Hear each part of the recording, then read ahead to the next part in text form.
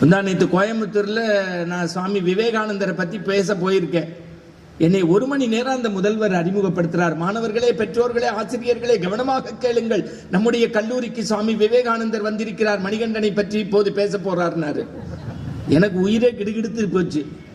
அப்புறம் நான் உட்காந்தானே சொன்னேன், என் பேர் மணிகண்டே, நான் விவேகானந்தரை பத்தி பேச வந்திருக்கேன், அதை பத்தி எங்களுக்கு என்னையா வருஷத்துக்கு ஒரு தடவை விழா நடத்தணும், நீங்க யாரை பத்தி வேணாலும் பேசுங்கன்றார். 2 வரியில நல்ல ஒரு கைத்தட்டு. ஐயா கொஞ்சம் பக்கத்துல கூட நீங்க இருக்கலாம் ஐயா. ஆமா, அடுத்த ஜென்மத்தில் நான் பெண்ணா பிறந்தா உங்களை திருமணம் பண்ணிக்கிறேன், அவ்வளவு அழகா இருக்கீங்க. அவர் சொல்றாரு, நான் எந்த ஜென்மத்திலுமே திருமணம் வேண்டான்னு முடிவு பண்ணிட்டேங்கிறாரு. நல்ல பாராட்டணும். நான் இந்த நிகழ்ச்சியை தொடங்குறதுக்கு முன்னாடி இந்த இயல் இசை நாடகம்னு சொல்லி 8வது ஆண்டு ரொம்ப பிரமாதமா இந்த விழாவை நடத்துறாங்க. ரொம்ப பெரிய விஷயம்.